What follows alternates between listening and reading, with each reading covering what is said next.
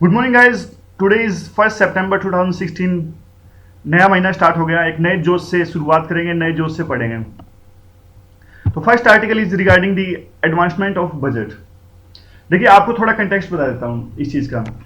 अभी आपको पता होगा बजट आता है हमारा 28 फेब, यानी लास्ट वर्किंग डे अगर लीप ईयर है तो 29 ऑफ फेब। अब फाइनेंशियल ईयर हमारा स्टार्ट होता है 1 अप्रैल से। और आपको पता होगा बजट पास करने में हमारे को टाइम लग जाता है कम से कम 90 डेज का, 75 डेज का। यानी बजट पास होते होते हमारा 2-3 महीने लग जाते हैं। मई के एंड तक हमारा बजट पास होता है और फाइनेंशियल ईयर 1 अप्रैल से स्टार्ट होता है। तो पैसों की जरूरत पड़ती है गवर्नमेंट को 1 अप्रैल से। तो अब गवर्नमेंट को पैसे आएंगे कहां से? उसके लिए आपने लक्ष्मीकांत में पढ़ा होगा, गवर्नमेंट पास करती है एक और पार्लियामेंट में पास होता है एक वोट एंड अकाउंट, जो कि इतने पैसे नहीं मिलते लेकिन काम चल जाता है गवर्नमेंट का। तो काफी एक्टिविटीज इससे इफेक्ट होते हैं। और अब देख लीजिए, आर्टिकल स्टार्ट करते हैं। 2001 तक बजट पास होता था 5 बजे यानी शाम को। 2001 के बाद क्या चेंज किया? बजट पेश होना स्टार्ट होने लगा अब 11 बजे दिन में। अब गवर्नमेंट को विचार आया है कि क्यों ना ये जो बजट पासिंग की प्रोसेस है इसको थोड़ा एडवांस कर दिया जाए। यानी या तो इसे दिसंबर के लास्ट में पेश किया जाए या फिर जनवरी के स्टार्टिंग में। तो इसके कुछ फायदे और कुछ नुकसान है। कुछ लोग तो ये कहेंगे कि एक दिस इज जस्ट सुपरफ्लुअस, किसी काम का नहीं है ये। लेकिन अगर इसे अच्छे से मैनेज किया जाए तो इसके काफी सारे फायदे हो सकते हैं। जैसे मैंने बताया, अभी फिलहाल फरवरी के एंड में पास होता है और जो बिल्कुल फाइनेंशियल स्टेटमेंट है यानी लॉ ऑफ द लैंड बनते बनते इसमें मई के एंड तक बनता है और काफी टाइम लग जाता है। और अब इसका नुकसान क्या है? अब देखिए, अब गवर्नमेंट को कोई भी नई सोशल सेक्टर स्कीम चलानी है, कुछ एक नया हाईवे प्रोजेक्ट चलाना है और even transfer of funds to the states. अब इन पे कुछ एक्शन होगा ही नहीं जून तक, तो सारा का सारा जो हमारा बिजनेस है वो ठप हो जाएगा। काफी हमें इसमें मुश्किलात का सामना करना पड़ता है। शुरू के 2 महीने में गवर्नमेंट कम खर्चा करती है और लास्ट के 2 क्वार्टर्स में भागा दौड़ी रहती है पूरी बहुत ज्यादा, यानी जिसे मार्च रस भी कहते हैं। लक्ष्मीकांत प्रीलिम में आपने पढ़ा होगा। क्योंकि कोई भी चीज है, अगर जो एलोकेटेड फंड्स है गवर्नमेंट को उसी साल में पूरा खर्चना पड़ता है, नहीं तो वो लैप्स हो जाता है। शुरू में कुछ खर्च कर नहीं सके क्योंकि वो पास हुआ नहीं था जो फाइनेंशियल स्टेटमेंट है, लास्ट में सारा खर्चा करना पड़ता है। तो ये unbalanced you can say that expenditure government avail करती है पूरे साल के अंदर में। ये तो देखो, पहले क्वार्टर में 4 क्वार्टर्स होते हैं एक साल में। पहले क्वार्टर में तो पैसे होते नहीं है क्योंकि वो फाइनेंशियल बिल है, पास हुआ नहीं होता है। दूसरे सेशन में मानसून सेशन आ जाता है, उसमें भी अच्छे से एग्जीक्यूट कर नहीं सकते। यानी पैसा तो आ गया, आप मानसून सेशन के कारण में अच्छे से एग्जीक्यूट नहीं कर सकते। अब ये तो पूरा का पूरा अनबैलेंस्ड पूरे साल के लास्ट में यानी अक्टूबर से मार्च तक रस रहता है पैसा को खर्चने का। अब इसकी अहमियत क्यों है? अब इसकी अहमियत और सिग्निफिकेंस ऐसे है, जो हमारी प्रेजेंट गवर्नमेंट है पिछले 2 साल से ग्रोथ को रिवाइव करने के लिए पब्लिक इन्वेस्टमेंट पर फोकस ज्यादा कर रही है। और दूसरा, देखिए, public investment is the key determinant here. अब बजट को दिसंबर के लास्ट या जनवरी के स्टार्टिंग में हम पास करते हैं, तो हम जो अक्टूबर से मार्च तक जो हम रस करते हैं, गवर्नमेंट रस करती है एक्सपेंडिचर एक्सपेंड करने में, जो सारे के सारे फंड्स है वो रस नहीं करना पड़ेगा। यानी पूरा साल बैलेंस एक्सपेंडिचर रहेगा और किसी स्कीम के लिए पैसा रुकेगा नहीं, अच्छे से डेवलपमेंट हाईवे प्रोजेक्ट्स के लिए पैसा रुकेगा नहीं और सारी प्रोसेस स्मूथली चलती रहेगी। और मानसून सेशन के लिए भी और या फिर वेदर के हिसाब से भी हमें नहीं रुकना पड़ेगा। और हमेशा की तरह अगर किसी चीज के फायदे हैं तो नुकसान भी है। तो इस चीज के नुकसान क्या है या फिर चैलेंजेस क्या है? देखिए, दिसंबर के लास्ट या जनवरी के स्टार्टिंग तक जो डेटा है वो इनफ अवेलेबल नहीं होता है। यानी कि जो बजट प्रोसेस होता है वहां पर इनफ टैक्स नंबर्स नहीं होते, जीडीपी के नंबर्स नहीं होते, तो बजट प्रोसेस का जो सब्सटेंस कम होएगा।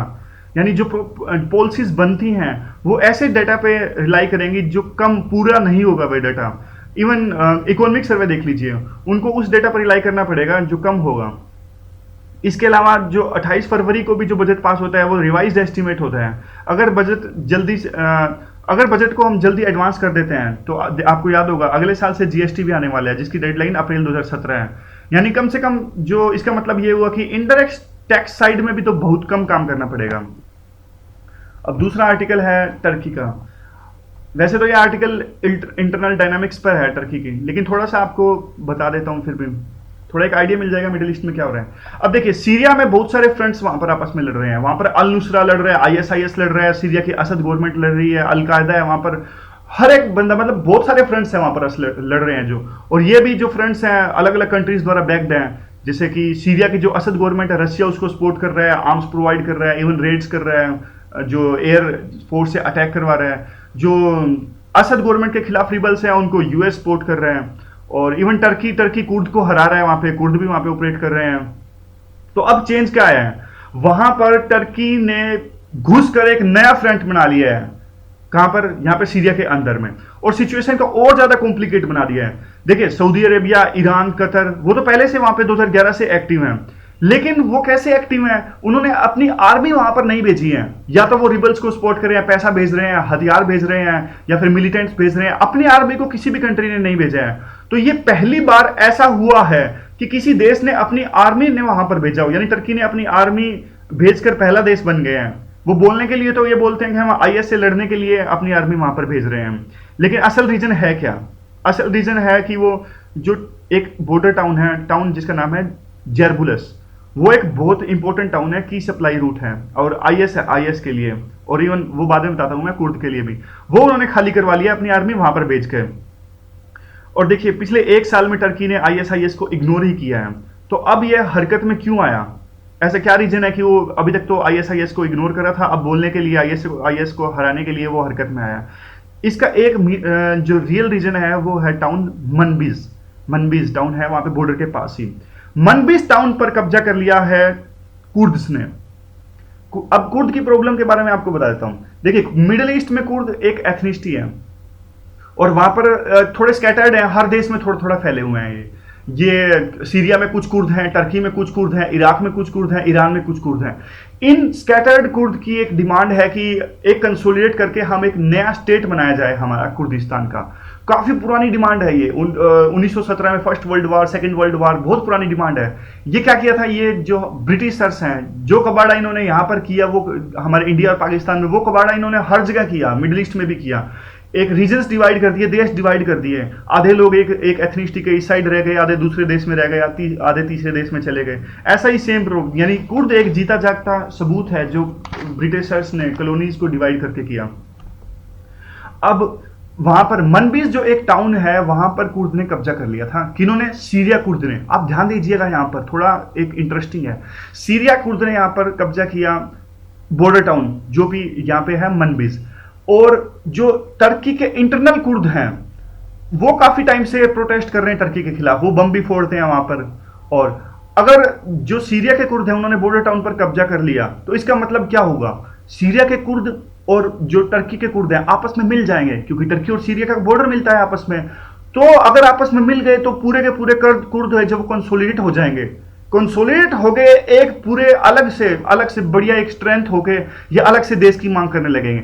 और सीरिया की गवर्नमेंट के लिए, टर्की की गवर्नमेंट के लिए मुश्किल हो जाएगा कि कैसे ये जो मिले हुए कुर्द हैं दोनों को कैसे हम इनको हैंडल करें, क्योंकि ऑलरेडी उनको इतनी मुश्किलें हो रही हैं अपने इंटरनली टर्की के जो कुर्द हैं उनको हैंडल करने में। अगर दोनों मिल जाते हैं तो फिर तो बिल्कुल ही उसके लिए काफी प्रॉब्लम क्रिएट हो जाएगी।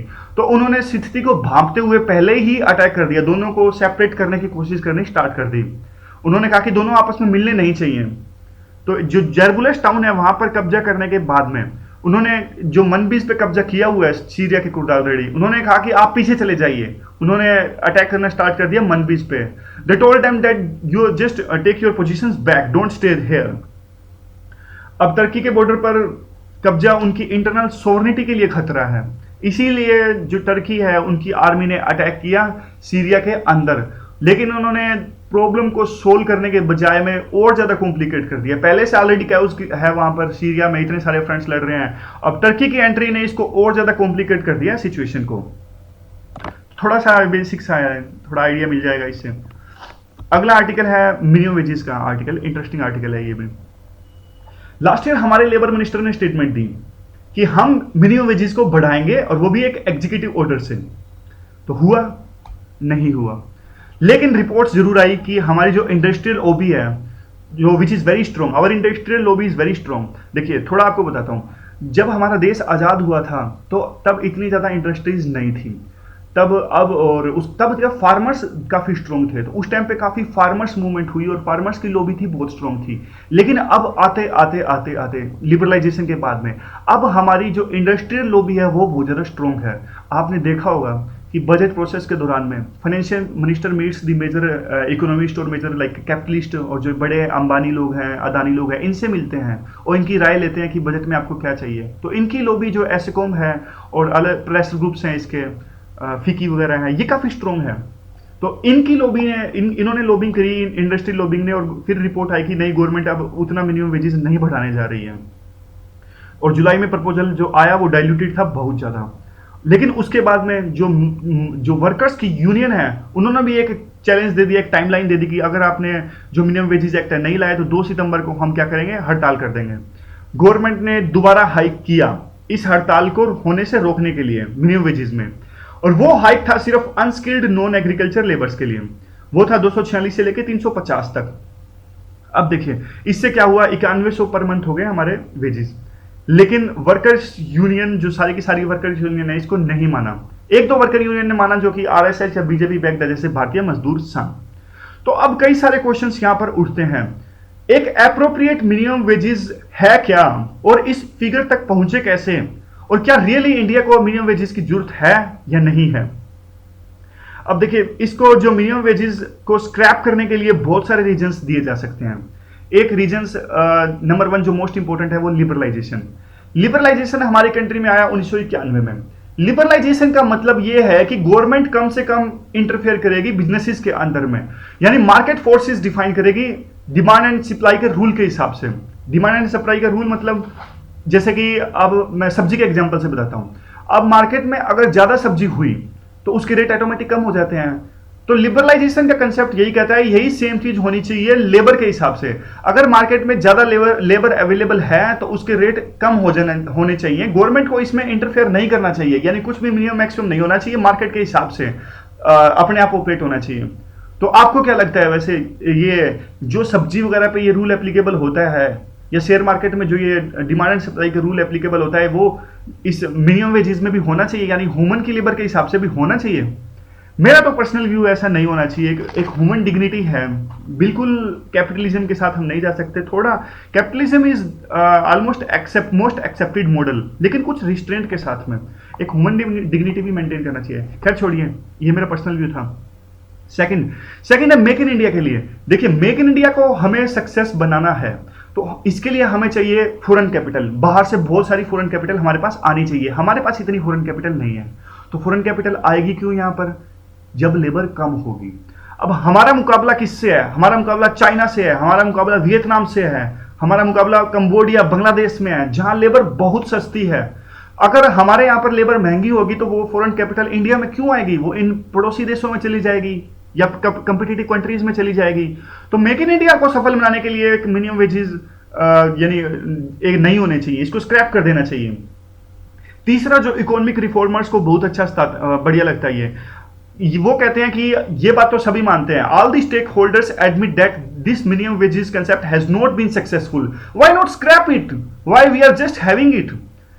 अब ये 3 रीजंस थे जिसके बेस पे हम कह सकते हैं कि मिनिमम वेजेस को स्क्रैप कर देना चाहिए। और इसके अलावा हमने वो भी साइन नहीं कर रखी है, United Nation convention on minimum wages act, so why not scrap it. ये 3 रीजंस थे। So now we discuss the reasons why we must have the minimum wages, why we must have. देखिए, minimum wages act जो है, it is a statutory act and it came in after independence, it came in the 1948। So why it came in the 1948 after independence, why it didn't come before independence? The reason is at that time our working class was very militant at that time because Communist Party was there. They were consistently or continuously protesting against the British government. So at that time our country had to grow. So to have a smooth development, there must be peace between the national bourgeois class, means capitalist class, and the workers class. There must be peace between both the sections. So that's why, to bring the peace between both the sections, government brought the National Wages Act in the 1948. इसीलिए ये independence के बाद आया। अब दूसरा reason इसके लिए कह सकते हैं कि our country is a poor country at that time, like there was no employment, enough employment to accommodate the people at that time. Large scale unemployment was widespread there, और बहुत सारी jobs नहीं थी उस time पर, और labour की bargaining power भी बहुत कम थी। यानी बार्गेनिंग पावर बोले तो उनकी स्ट्रेंथ कम थी। एक इंडस्ट्रीज में काफी सारे लेबर्स हैं, उन्होंने कहा कि हमारे इकट्ठे होकर बोला कि हमारे वेजेस बढ़ाइए आप, तो कैपिटलिस्ट उस टाइम पर बोलते थे नहीं हम नहीं बढ़ाएंगे, आपको जाना है तो जाओ, बिल्कुल हम कुछ नहीं करेंगे। तो उनकी बार्गेनिंग पावर बिल्कुल ही कम थी, वो ऑर्गेनाइज नहीं थे एक लेवल के बाद में। मिलिटेंट तो थे, ऑर्गेनाइज नहीं थे, दो अलग अलग चीजें हैं। तो इसका रिजल्ट हुआ क्या? Wages were very low eight that time. So what it resulted in? It resulted in the poverty, malnutrition, endemic debt, bonded labor, child labor. अगर हमारे वेजेस अच्छे होते तो इंडिपेंडेंस के बाद में ये सब प्रॉब्लम हम रिमूव कर सकते थे। अब 1948 में एक कमेटी थी, उन्होंने जो हमारे वेजेस थे उनको 3 लेवल पर डिफाइन किया, एक लिविंग वेजेस, एक फेयर वेजेस और एक मिनिमम वेजेस। ये थोड़ा आपको पिक्चर से बता देता हूं मैं, पिक्चर से थोड़ा अच्छे से आपको स्पष्ट हो जाएगा। So what is the living wages? Living wages वो वेजेस होते हैं जो ह्यूमन डिग्निटी, ह्यूमन बीइंग की बेसिक नीड्स को पूरा करने के लिए, जैसे कि फूड, शेल्टर, क्लोथिंग और protection against the ill health, security and for old ages, इन सबको पूरा करने के लिए जो होते हैं वो लिविंग वेजेस होते हैं। अब आते हैं फेयर वेजेस। ये भी कम होते हैं लिविंग वेजेस से, लेकिन ये लिविंग वेजेस की तरह बस एम्प्लॉयर साइड से एफिशिएंसी को देखता है। और तीसरा है हमारा मिनिमम वेजेस, ये भी फेयर वेजेस की तरह होते हैं लेकिन इससे कम होते हैं। और दूसरा ये स्टैचुरी है, यानी जो लिविंग वेजेस और फेयर वेजेस हैं स्टैचुरी नहीं है। मिनिमम वेजेस हमारे पार्लियामेंट ने पास किया हुआ है 1948 एक्ट में, इसलिए स्टैचुरी है। तो 2 डिफरेंस हुए फेयर वेजेस से, एक तो कम है, दूसरा स्टैचुरी है। अब जो हमारे बिजनेसमैन और कैपिटलिस्ट क्लास हैं ये कहते हैं कि फेयर वेजेस और लिविंग वेजेस की तो आप बात ही छोड़ दीजिए, even we don't want to discuss them because they are not statutory, उनकी तो बात ही छोड़ दीजिए। अब बात करते हैं मिनिमम वेजेस की। चलो आपने एक्ट बना दिया, अब बात करते हैं होने कितने चाहिए। होने कितने चाहिए? देखिए 15वीं लेबर कॉन्फ्रेंस हुई थी 1957 में, उन्होंने एक रेजुलेशन पास करके 5 क्राइटेरियाज बताए थे कि हमारे जो मिनिमम वेजेस हैं इन 5 क्राइटेरियाज पर डिफाइन किया जाए। तो पहला क्राइटेरिया है जो वेजेस होने चाहिए वो must support at least the 3 individuals of the family, कम से कम 3 फैमिली मेंबर्स को सपोर्ट करने चाहिए। दूसरा है वो 2700 कैलोरीज की जो फूड रिक्वायरमेंट है एक दिन में उसको पूरा करना चाहिए। और तीसरा है क्लोथिंग रिक्वायरमेंट, जैसे कि 72 यार्ड्स पर वर्कर फैमिली, इसको पूरा करना चाहिए। चौथा है rent for housing areas similar to subsidised housing scheme. और पांचवा है अदर मिसलेनियस नीड्स जैसे कि फ्यूल और लाइटनिंग, और इन सबको पूरा करने के लिए मिनिमम वेजेस का 20% एक्सपेंडिचर इनमें होना चाहिए, फ्यूल में, लाइटनिंग में। अब देखिए ऐसा तो हो नहीं सकता, इतना कुछ खेल चल रहा और सुप्रीम कोर्ट कुछ बोले ही ना। सुप्रीम कोर्ट तो हमेशा जो ऐसे जो डिसएडवांटेज सेक्शंस है उनकी आवाज उठाती है। तो उन्होंने 1991 में सुप्रीम कोर्ट ने भी अपनी बात बोली, उन्होंने बोला कि ये सब तो ठीक है, चलो आपने 5 क्राइटेरिया मान लिया, अब 25% और बढ़ा दो इसको मिनिमम वेजेस को। किसके लिए? चिल्ड्रन के लिए, उनके एजुकेशन के लिए, मेडिकल रिक्वायरमेंट के लिए 25% आप और बढ़ा दीजिए। देखिए अगर ये 5 क्राइटेरियाज हम फॉलो करते हैं तो 26,000 पर महीने हमारे जो सैलरी बैठती है। और जो हमारी 7वां पे कमीशन है उन्होंने 18,000 पर मंथ का बोला है। लेकिन आप ये 26,000 और इवन 10,000 ये तो छोड़िए, आप कई इतनी ज़्यादा डाइवर्सिटी और इतनी ज़्यादा वेराइटीज़ हैं कई हमारे देश में, कई अंदर, जैसे पुडुचेरी में ले लीजिए, पुडुचेरी में 1650 पर मंथ है हमारे जो मिनिमम वेजेस हैं। और एक्चुअल जो नेशनल फ्लोर जो एक्ट है, फ्लोर जो इसमें है उसमें ये है हमारे 4800। अब बीजेपी की सरकार है जो ऐसा कहा जाता है कि वो इंडस्ट्री को ज़्यादा सपोर्ट करती है, वो प्रो रिफॉर्म है, वो भी ऐसी गवर्नमेंट भी हिम्मत नहीं कर सकती कि मिनिमम वेजेस को रिफॉर्म जो हटा दिया जाए या स्क्रैप कर दिया जाए।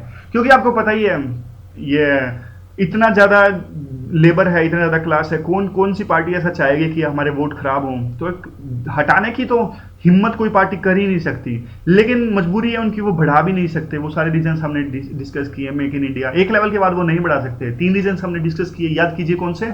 एक था मेक इन इंडिया, और दूसरा वो था हमारा, मैं खुद ही भूल गया, एक हमारा मेक इन इंडिया था, दूसरा था एक सेकेंड कौन सा था, बोलते बोलते कई बार भूल जाते हैं। एक मेक इन इंडिया था, दूसरा था हमारा इकोनॉमिक रिफॉर्म्स, जो रिफॉर्मर कह रहे थे अभी तक इसमें कुछ भी चेंज नहीं आया है, स्क्रैप कर देना चाहिए। तीसरा सबसे मेन रीजन था हमारा लिबरलाइजेशन का, जो सबसे पहला और इम्पोर्टेंट रीजन था। और ये 3 रीजन्स थे। तो अब इन 3 रीजन्स के लिए कोई भी गवर्नमेंट एक लेवल के बाद में सपोर्ट भी नहीं कर सकती, बढ़ा भी नहीं सकती इनको। अगर गवर्नमेंट सीरियस है तो गवर्नमेंट को क्या चाहिए कि जो हमारे वेजेस हैं वो कॉन्ट्रेक्चुअल लेबर है और परमानेंट लेबर्स हैं, इन दोनों के इक्वल होने चाहिए। देखिए ये कंपनीज क्या करती हैं, कंपनीज करती हैं कि एक लेवल के बाद में वेजेस बढ़ाने ना पड़े, तो वो ना कॉन्ट्रेक्चुअल लेबर को तरह रखती है, परमानेंट वर्कर की तरह नहीं रखती है। कंट्रेक्चुअल लेबर की अगर परमानेंट वर्कर की तरह रखेगी तो उनको वेजेस एक लेवल के बाद ज़्यादा देने पड़ेंगे, मिनिमम वेजेस एक्ट या फिर ज़्यादा देने पड़ेंगे, इसलिए वो उनको कभी प्रमोट ही नहीं करती, वो हमेशा उनको कॉन्ट्रेक्चुअल लेबर की तरह रखती है। तो इसलिए अगर ये पास हुआ ये लेबर रिफॉर्म्स तो ये अभी तक के बिगेस्ट लेबर रिफॉर्म होंगे, लेकिन कोई भी पार्टी ऐसा करना नहीं चाहिए, कोई भी पार्टी ऐसा पे पैरिटी लाएगी नहीं। अब नेक्स्ट इंपॉर्टेंट आर्टिकल बायोडाइवर्सिटी का, एक बहुत अच्छा आर्टिकल है। देखिए 2002 में हमारा पास हुआ था बायोलॉजिकल डाइवर्सिटी एक्ट। इसमें था क्या, इसमें 3 कमेटीज बनी थी, आपने प्रीलिम के दौरान पढ़ा होगा। नेशनल बायोडाइवर्सिटी जो अथॉरिटी होती है, फिर स्टेट लेवल पे स्टेट बायोडाइवर्सिटी बोर्ड होता है, तीसरे लेवल पे बायोडाइवर्सिटी मैनेजमेंट कमेटी होती है। अब 2002 में ये एक्ट आया था, आज ऑलमोस्ट 15 साल हो गए हैं इसको आए, और स्टेट्स ने इसको अच्छे से इंप्लीमेंट नहीं किया है। और अब एनजीटी ऐसी फोर्स है जो अच्छे से इनको इंप्लीमेंट करवाने में, एनजीटी क्या है, जो हमारी नेशनल ग्रीन ट्रिब्यूनल है, 2008 में ये आई थी, कोर्ट है ये, कैसे जुडिशियल बॉडी है, ये अब क्या कर रही है, फोर्सफुली इंप्लीमेंट करवा रही है इसको। यानी जो टॉप ऑफिशियल्स हैं उनके स्टेट गवर्नमेंट के, जिन्होंने काम नहीं किया है इसको इंप्लीमेंट करवाने में, उनको जो अकाउंटेबल बना रही है नेशनल ग्रीन ट्रिब्यूनल।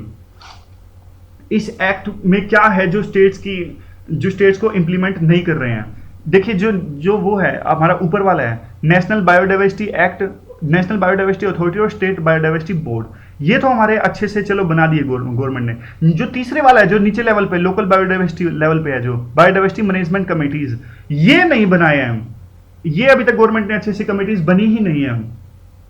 जो बायोडाइवर्सिटी मैनेजमेंट कमेटी है वो बनानी थी, वो करती क्या है, वो बायोडाइवर्सिटी को प्रोटेक्ट करती है और मेंटेन करेगी इस पूरी बायोडाइवर्सिटी को। और इसके अलावा वो पीपल बायोडाइवर्सिटी रजिस्टर्स, जो एक डॉक्यूमेंट होता है हर एक डिस्ट्रिक्ट में, उसको मेंटेन करेगी। इसमें वो सारी डिटेल्स होंगी वो कि बायोडाइवर्सिटी कैसी है, लोकल और कैसे नीड्स हैं यहाँ पर। देखिए हमारे पूरे देश में 61,000 पंचायत और म्यूनिसिपल हैं, और अभी तक सिर्फ 14% यानी लेस देन 1400 जिन्होंने अभी तक ये सेटअप किया है। So why is the issue important, तो इशू इंपॉर्टेंट है क्यों, देखिए अब इतनी ज्यादा बायोडाइवर्सिटी क्राइसिस चल रही है हमारे कंट्री में, इतना ज्यादा बायोडाइवर्सिटी लॉस चल रहा है। हर एक ऐसा कहा जाता है कि हर एक दिन लाइक 333 एकड़ का जो फॉरेस्ट है वो लीगली डाइवर्ट हो जाता है, और किसके अंदर, फॉरेस्ट कंजर्वेशन एक्ट 1980 के अंदर। ये बात कर रहे हैं हम सिर्फ लीगली, इलीगल तो छोड़ ही दीजिए आप, कितना ज्यादा फॉरेस्ट एरिया डाइवर्ट हो जाता है या फिर पेड़ वगैरह काट दिए जाते हैं। अब सुप्रीम कोर्ट ने कहा था कि जब भी ये ऐसे प्रोजेक्ट देखे लीगली डाइवर्ट करना हो तो स्पीसीज का बेस्ट इंटरेस्ट देखना चाहिए। तो कैसा ऐसा होता है, note it all. One rhino देखिए ऑलमोस्ट हर हफ्ते में, ऑलमोस्ट 2 हफ्ते में काजीरंगा नेशनल पार्क में एक राइनो की मौत हो जाती है। और जो हमारे जेनेटिक प्योर वाइल्ड बुफेलोज है सेंट्रल इंडिया में, वो 30 से भी कम रह गए हैं। और जो ग्रेट इंडिया बस्टर्ड हैं 150 से भी कम रह गए हैं। और अमरावती में जो एपी की नई कैपिटल बनने जा रही है, वहां पे 13,000 हेक्टेयर वो हमारा डाइवर्ट हो जाएगा। और हिमालय में देख लीजिए आप कितने ज्यादा डैम बन रहे हैं। देखिए ये पॉइंट क्या होते हैं, we can use this points in the ऐसे में जब भी हमें हाईलाइट करना है बायोडाइवर्सिटी कैसे लॉस हो रही है, तो ये अच्छे पॉइंट यूज कीजिए ना, आप ऐसे लिखिए, सेंसेशनल ढंग से ऐसे में लिखिए। So is this the state of biodiversity in India, currently we are having only the 150 ये जो बस्टर्ड हैं, ग्रेट इंडियन बस्टर्ड, और इंडिपेंडेंस के दौरान इतने थे। ऐसे सेंसेशनलाइज करके ऐसे में लिखेंगे तो आपकी बात ज्यादा आर्ग्यूमेंट के साथ, ज्यादा सब्सटेंस के साथ लगेगी ऐसे में, ठीक है।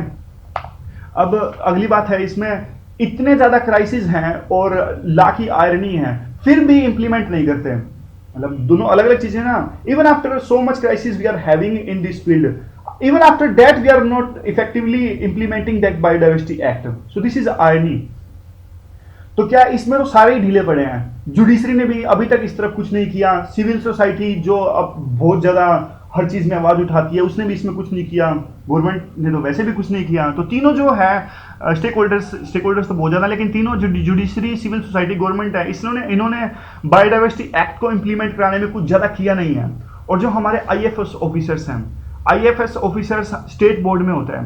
आईएएस ऑफिसर क्या होते हैं, जो इंडियन फॉरेस्ट ऑफिसर्स हैं, ये स्टेट बोर्ड में तो होते हैं, लेकिन इनकी कोशिश यही रहती है, वो ज़्यादा फॉरेस्ट को इंटरेस्ट लेते नहीं है, सिलेक्ट होके आ जाते हैं लेकिन ज़्यादा इंटरेस्ट लेते नहीं है। इनकी कोशिश ये होती है कि डेपुटेशन पे कैसे ना कैसे करके मेन स्ट्रीम की पोस्ट ले ली जाए। वैसे बात ये सही भी है। आप देख लीजिए संजीव चतुर्वेदी, देख लीजिए संजीव चतुर्वेदी एक काफी फेमस आईएफएस ऑफिसर हैं, जिन्होंने हरियाणा में फॉरेस्ट में जो घोटाला हुआ था उसको उजागर किया था। वो भी देख लीजिए आप। वो अभी केजरीवाल कह रहे थे कि वो मुझे चाहिए, मैं संजीव चतुर्वेदी को अपना ओएसडी अपॉइंट करना चाहता हूँ, और एम्स में भी थे वो। तो वो आईएफएस ऑफिसर है, लेकिन डेपुटेशन पे वो मेन स्ट्रीम में आ जाते हैं, गवर्नमेंट का रूल है। इस एक्ट का पोटेंशियल बहुत ज्यादा है, तो इसका स्कोप क्या होना चाहिए और कैसे इसको इंप्लीमेंट कर सकते हैं। देखिए, इसके लिए दोनों जैसे सेंट्रलाइज्ड और डिसेंट्रलाइज्ड अप्रोच की जरूरत है।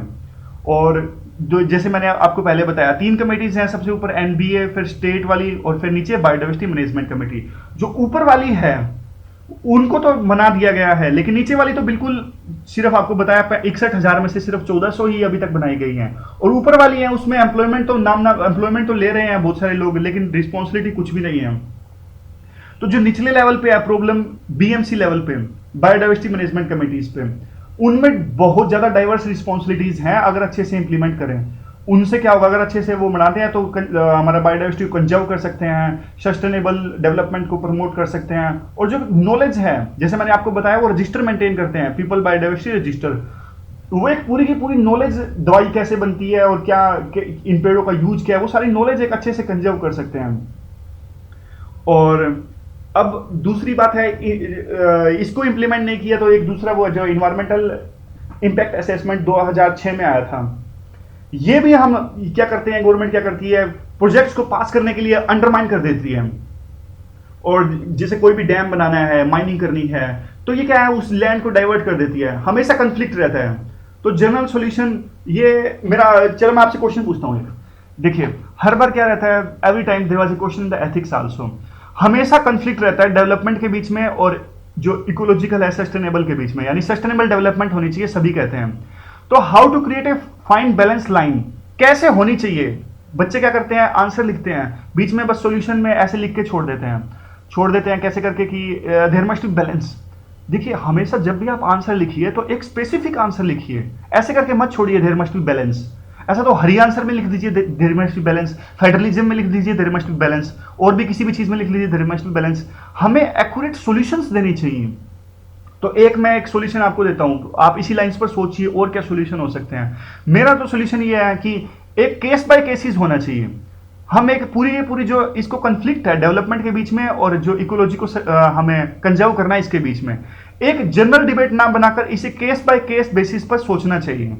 केस बाय केसेस में अगर इन्हीं लॉज को अच्छे से इंप्लीमेंट करें कि इन्वायरमेंटल इम्पैक्ट असेसमेंट, और जो ग्राम सभा को जैसे सुप्रीम कोर्ट का जो वो है कि इनको ग्राम सभा की राय लेनी है, बस हर एक केस में अलग अलग सोचें।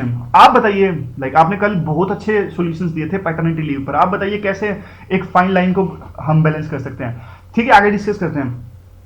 अब है मोम्पा कम्युनिटी जो तवांग में थी, वहां पे 3 साल से वो स्ट्रगल कर रहे थे कि जो अरुणाचल प्रदेश में एक डैम बनने जा रहा है, ये प्रीलिम में आपने पढ़ा होगा, डैम बनने जा रहा है, वो डैम मत बनाइए क्योंकि इसके डैम से बनने से ब्लैक नेक क्रेन, वो बुद्धिस्ट द्वारा सेकर्ड है और बहुत ही इंपॉर्टेंट स्पीसीज है, वो उनको नुकसान पहुंचेगा। तो 3 साल तक वो करते रहे, लेकिन 3 साल बाद ये डिसीजन आया। और दूसरे एग्जाम्पल ले लीजिए आप, किन्नौर जो कि एचपी में है, एक चिलगोजा हाइड्रो पेड़ है वहां पर, जो हाइड्रो पावर प्रोजेक्ट बनने की वजह से बिल्कुल नष्ट होने की कगार पर है, लेकिन ये रिकॉर्ड में नहीं है। How important, how significant this is for the livelihood of the people there, how much employment opportunities this chilgoza provides there to the people. और इतने बड़े बड़े जो प्रोजेक्ट्स हैं वहां पे, उनकी कंजर्वेटिव जो वो है, यू कैन सी दैट है, जो हमारे इन्वायरमेंटल इंपैक्ट असेसमेंट को अंडरमाइन करके कैसे पास हो जाते हैं। मतलब इतने बड़े बड़े प्रोजेक्ट से इतना नुकसान पहुंच रहे हैं, फिर भी इन्वायरमेंटल इंपैक्ट असेसमेंट है उसको दरकिनार करते हुए पास हो जाते हैं। जैसे आप दूसरा एग्जांपल ले लीजिए, लखवार व्यासी हाइड्रो इलेक्ट्रिक प्रोजेक्ट है, हमारा उत्तराखंड में है।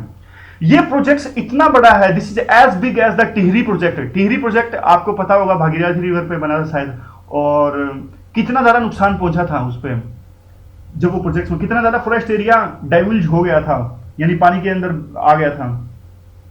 अब देखिए, it is as big as the Tehri project, so why there is no environmental impact assessment on this project, why the government is not having? क्योंकि they give the reason that this project was proposed, और you can see that started constructing in the 1987 and the environmental impact assessment came in the 2006. So environmental impact assessment can't be applicable to this project. अब 50 से ज्यादा kilometre तक यमुना का flow इससे प्रभावित होगा, जो कि इकोलॉजिकल बायोडाइवर्सिटी के लिए बहुत ही खतरा है। और ये छोड़िए, आप हिमालयस में और भी बहुत सारे ऐसे डैम देख लीजिए, वेस्टर्न घाट में देख लीजिए, जिनका जो इकोलॉजिकल जो वो इतना ज़्यादा नुकसान पहुंचते हैं, लेकिन ये जो हमारा इन्वायरमेंटल इम्पैक्ट असेसमेंट है वो करते ही नहीं है हम। क्योंकि देखिए, स्मॉल हाइड्रो इलेक्ट्रिक प्रोजेक्ट्स होते हैं ना, अब इन्वायरमेंटल इम्पैक्ट असेसमेंट सिर्फ उन प्रोजेक्ट्स की होती है जो 25 मेगावाट से हमारा ज़्यादा होते हैं।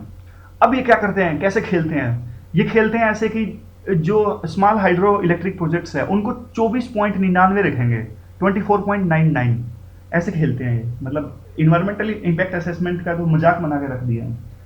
और इसके अलावा जो एक you can say that mining वगैरह, यही सब माइनिंग वगैरह में भी चलता है, माइनिंग लैंड को कैसे डाइवर्ट करते हैं।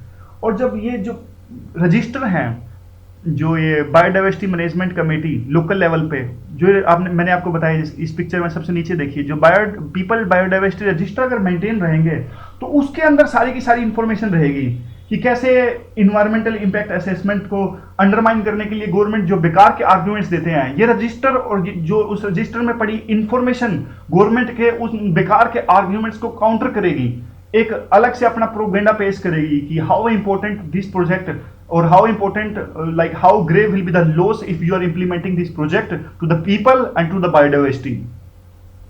अब कम्युनिटी फैक्ट्स के साथ रियल वैल्यू बता सकेगी गवर्नमेंट को कि इसकी रियल वैल्यू है क्या जिससे आप नष्ट करना चाह रहे हैं, और ये बचाएगी। देखिए, मल्टी जो है इसमें बहुत सारे इंस्टीट्यूशंस हमारे गवर्नमेंट के एरर करते हैं जब भी प्रोजेक्ट्स को इंप्लीमेंट करने की बात आती है, सही से डिसीजन लेते नहीं हैं। और एक जजमेंट आई थी फेमस सा, इस जजमेंट को आप कोर्ट की तरह इस्तेमाल कर सकते हैं, किसी भी तरह, सिर्फ बायोडाइवर्सिटी में नहीं कई जगह कर सकते हैं। एक बहुत बढ़िया कोर्ट है, मैं आपको याद करवा देता हूँ। enacting of a law but tolerating its infringement is worse than not enacting a law at all।